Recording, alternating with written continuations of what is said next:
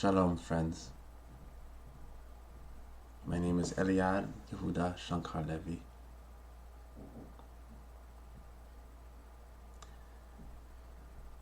I've decided to do a series on the truth of Judaism, of God, of Israel. There is many misinformation out there. There are many people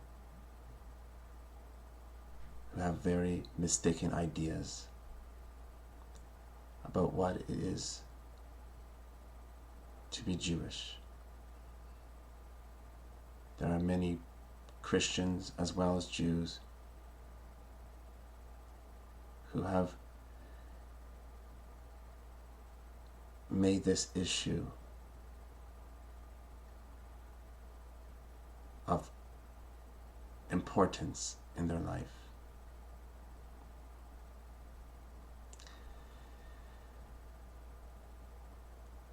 I will speak what comes to me in the moment. I welcome comments as long as they're respectful. And questions for further discussion.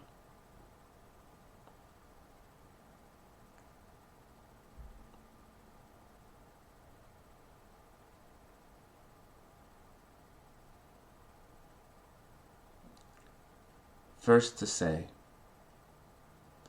we are here together in truth. So, breathe deeply and let us find an oasis in this space from all the crazy, noisy activities that you might be surrounded by and involved with on the internet.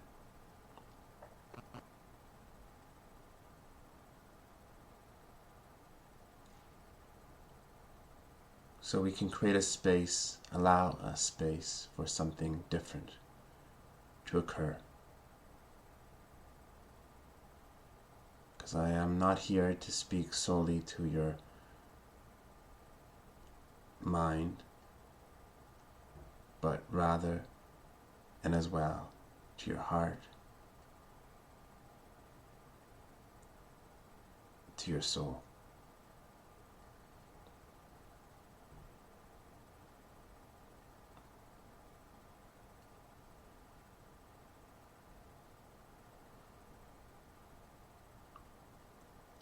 There is so much misinformation out there. So many people with differing agendas. So we're going to begin. It's going to be a process of many sessions to find our way through all this. But just to say, we are orienting ourselves to walk with a certain awareness, a certain connection to Source, to God, however you want to call it, that is crucial for us to walk through all this confusion in a clear way.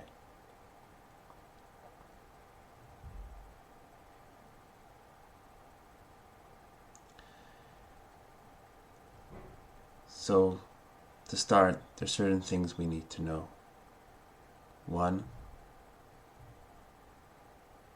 God speaks to us, now as in the past, in symbolic language. The Bible is full of symbolic language. If you take it literally, you are a fool. That's not my quote.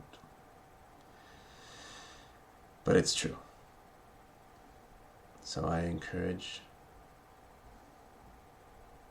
us to look at the multidimensionality and the symbolic nature of what's happening around us and what's been described in history and in the Bible as having occurred.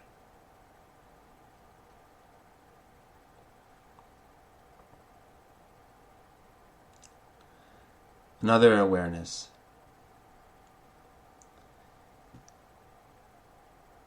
to help with our discernment. Whenever someone speaks about another person as a monster, or another group of people as the devil incarnate, and they might not use that language, but that's what they're implying, you can immediately know that they are being short-sighted, limited in their understanding, and not worth following. Because God has created us all in His image. And even those who we disagree with, who we consider doing bad things in the world, are generally coming from their perhaps mistaken idea, but nonetheless their best take on how to be in the world for them. And we can encourage, we can pray for an opening of the heart, for a clarification of the mind.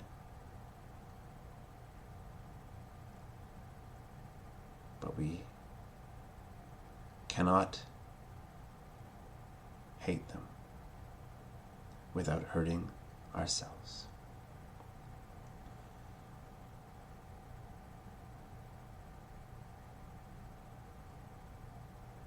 I am not here representing any institution, any opinion, other than my own. And I speak to you because I believe I have something to offer of depth, that I have come here in this world with this clarity and vision to bring forth to you. But I am not claiming that I have the whole truth.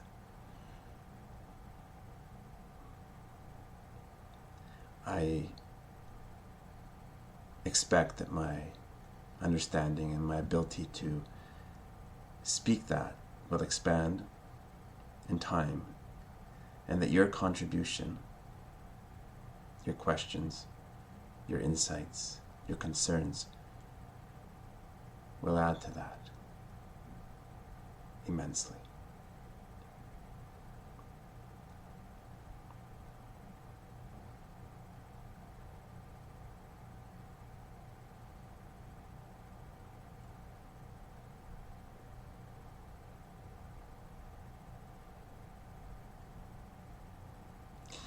You might notice behind me there's empty shelves.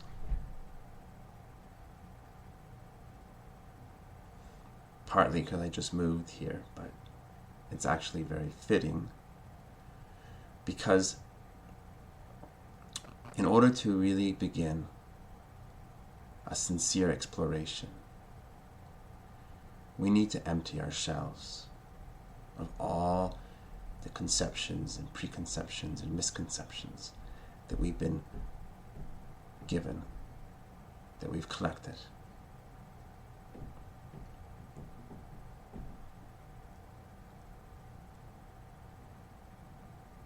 Even what's written in the Bible isn't necessarily all that's true, or all true. So for now, I'm putting aside the books so we can have an open conversation, a direct exploration. So we can really come together and look deeply at what it is to be Jewish, at what and who God is, the relationship with Israel, the relationship with the world.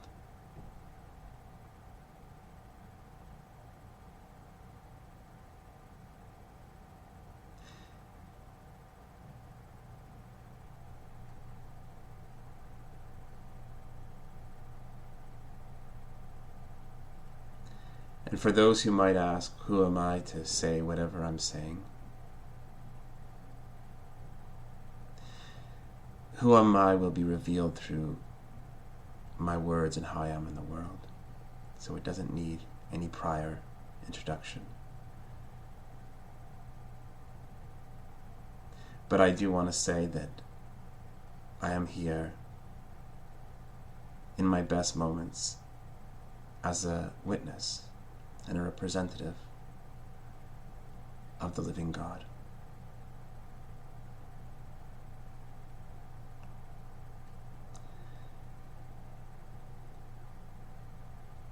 As you are too,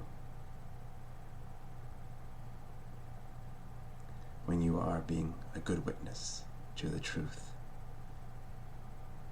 that has breathed you, to the source of all things.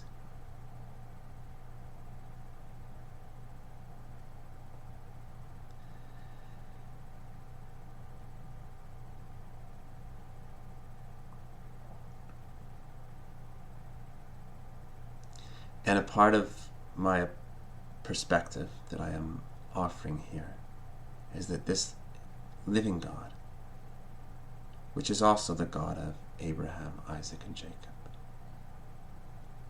and is also Allah, and also known by so many other names,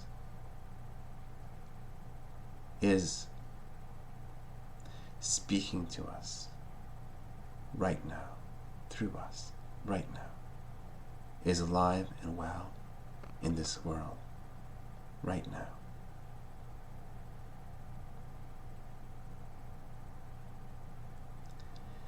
And for those who might believe that somehow this privilege of connecting to the living God was only for some notables in ancient history, and that now we have their words in the Bible, in the Quran, and so forth.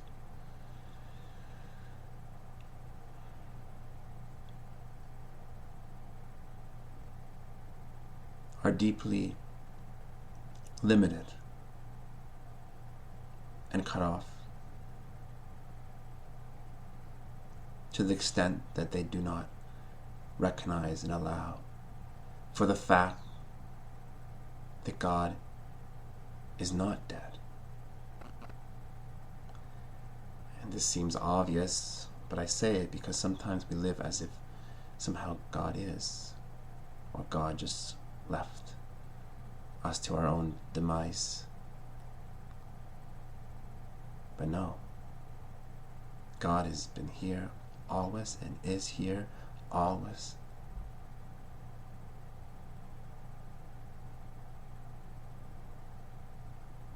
And all our spiritual explorations and rituals are in essence ways of letting us know, of letting the mind, the personality know that God resides here.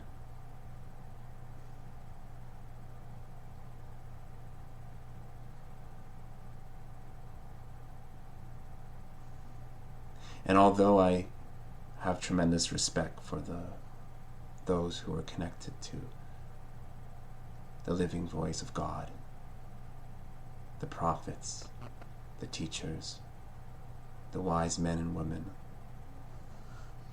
of other cultures and times.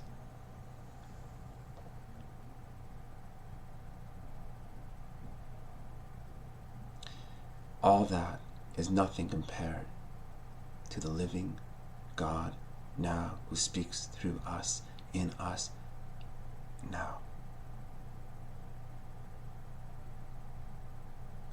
And yes, it's true, we cannot live by bread alone. We live by the living, eternal Word of God.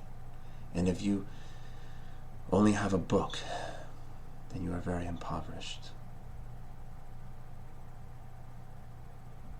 Because God speaks to you.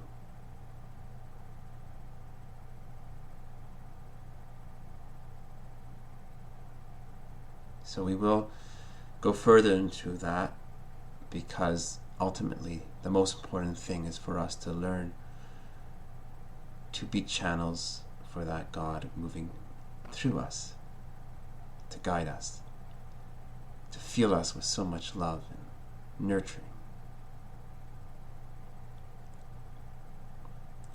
to learn to listen.